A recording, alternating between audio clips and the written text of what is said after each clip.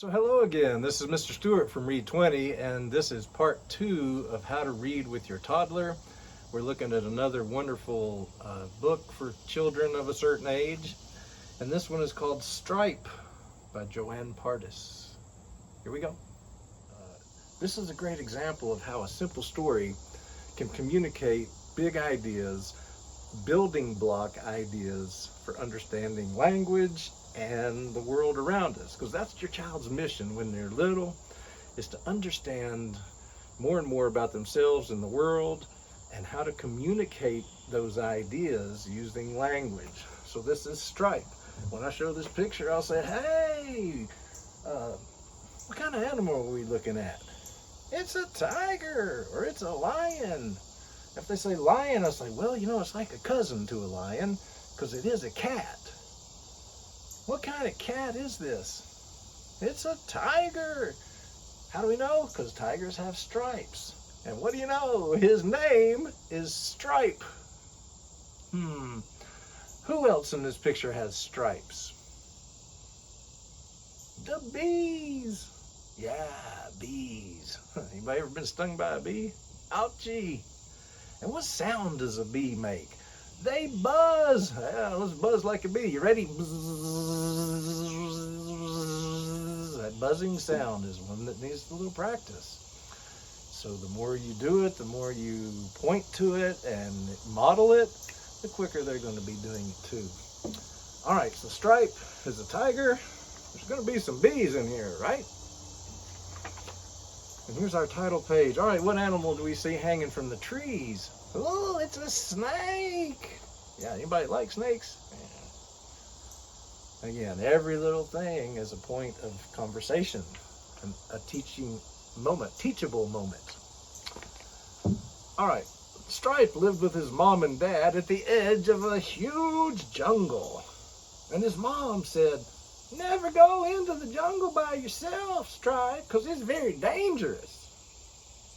But one afternoon, his mom and dad fell asleep. Seems like they'd been out hunting all night or something.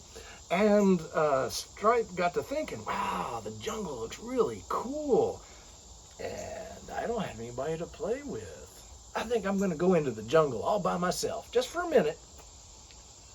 Okay, do you think he should do that? No. Why not? Because his mom told him not to. Yeah, that's one good reason. But why did she tell him not to? Because it's dangerous. Yeah, whatever that means. What does it mean if something is dangerous? See how I did that? So Stripe trotted happily through the trees. All right, what did Stripe see in the jungle? And run with whatever they give you. Flowers, yeah. What color flowers did he see? Yellow and red and some with purple in the middle. Okay. What other kind of plants did he see? Big tall trees. Yeah. And did he see any animals in there? Yeah, snakes. And what are these three guys? Turtles. Yeah, how many turtles? Let's count them. 1, 2, 3. Which one's the biggest?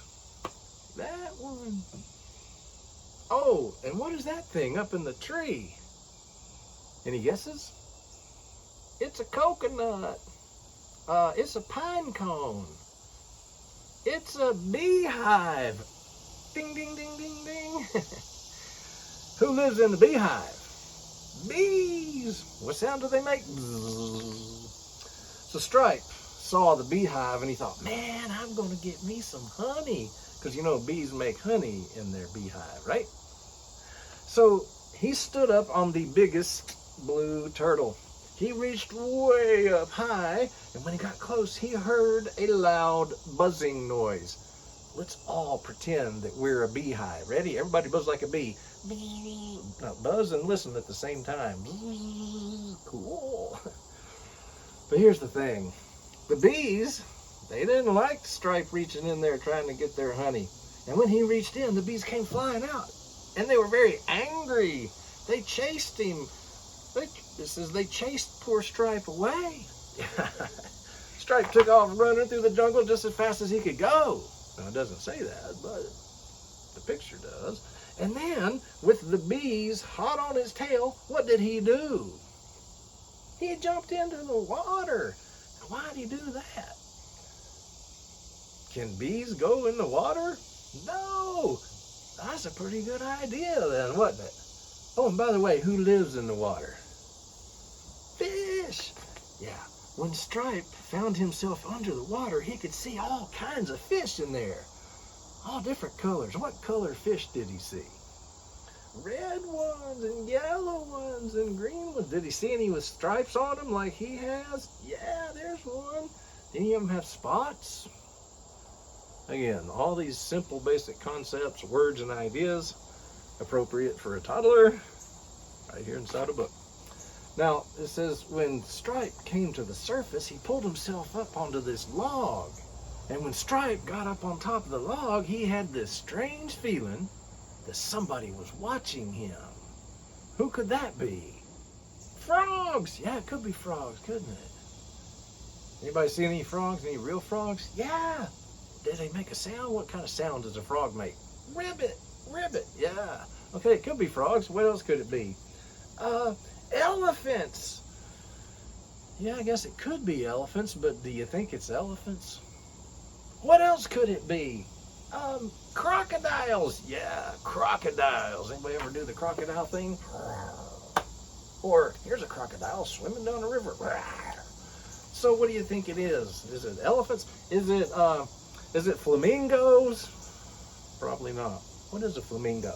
It's a pink bird. Does that look like a pink bird to you? Again, everything is a teachable moment, a learning opportunity, a chance to engage with your children with words and ideas. So, yeah, it turns out that the river was full of hungry crocodiles. Uh-oh. And Stripe started floating down the river, downstream, and all the hungry crocodiles were following him down the river until the river flowed right out to the sea. Yeah, that's the big water. You know, the ocean. Anybody ever been to the ocean? Did you ever imagine that there was that much water in the world? That's a lot of water. But the crocodiles, their snapping jaws were getting closer and closer. And that's when Stripe spotted, what does that look like? Is that a cave off in the distance? I don't know. All right, let's find out. It seemed like it might be a good place to hide. So Stripe started paddling toward the big cave. But the closer he got, the stranger that cave looked.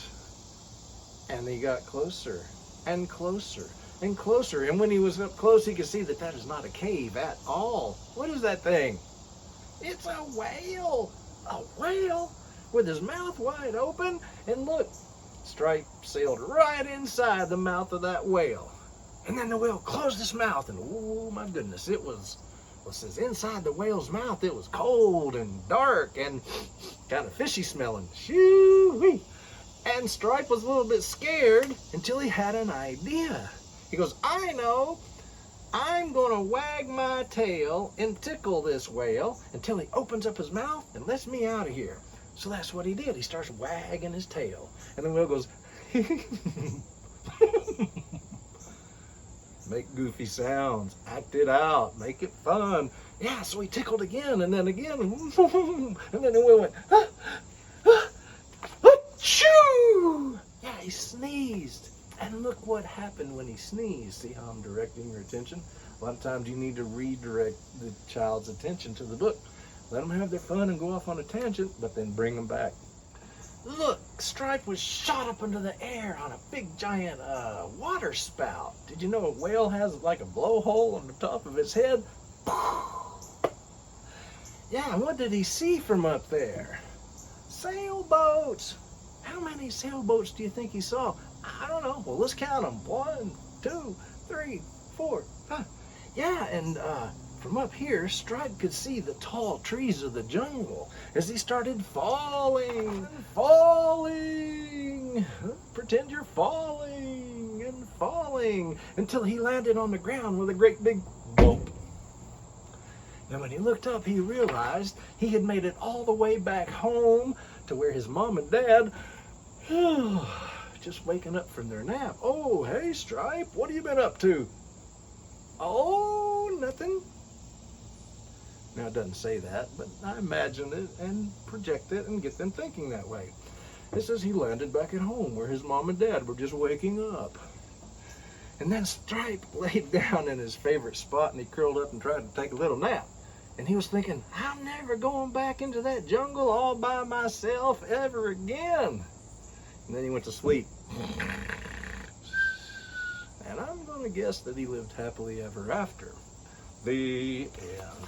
Hey, what'd you think about that?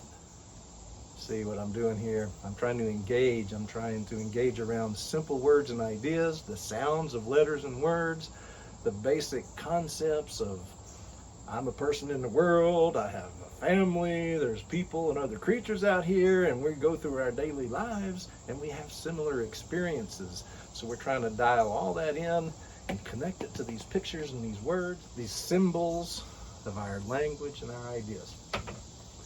All right, I have a few other stories. I just want to run through these, just show you this. This is Pup and Bear. This is one of those imagination library books. This is a marvelous story.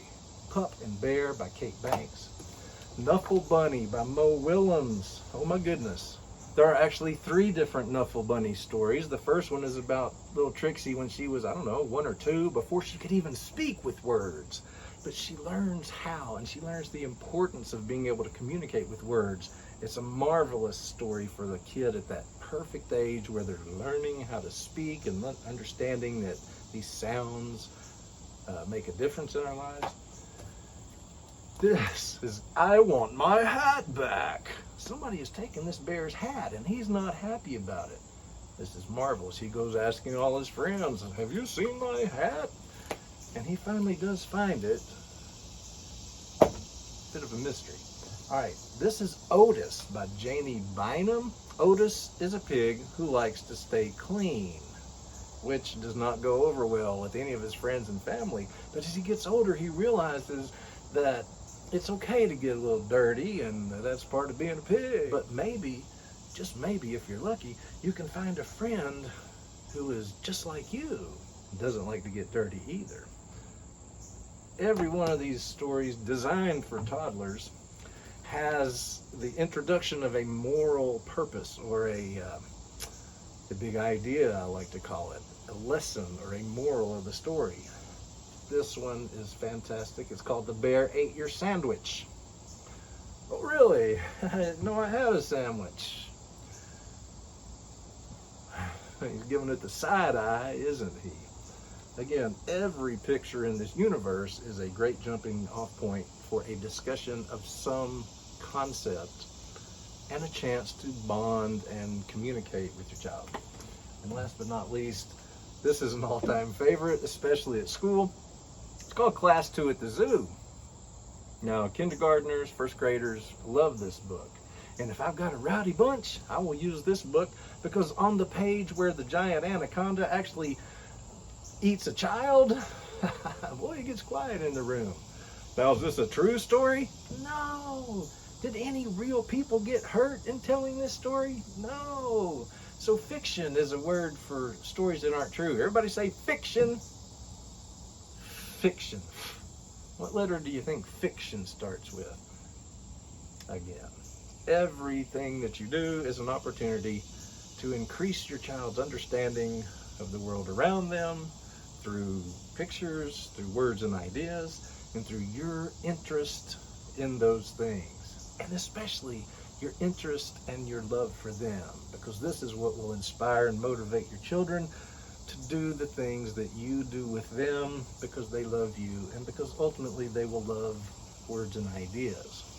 All right, so thank you for tuning in today. This has been Mr. Stewart with the Readmobile, and I hope I will be able to see you guys in class at least once or twice this school year. Have a great day and come back and see us at Read 20. Adios, amigos.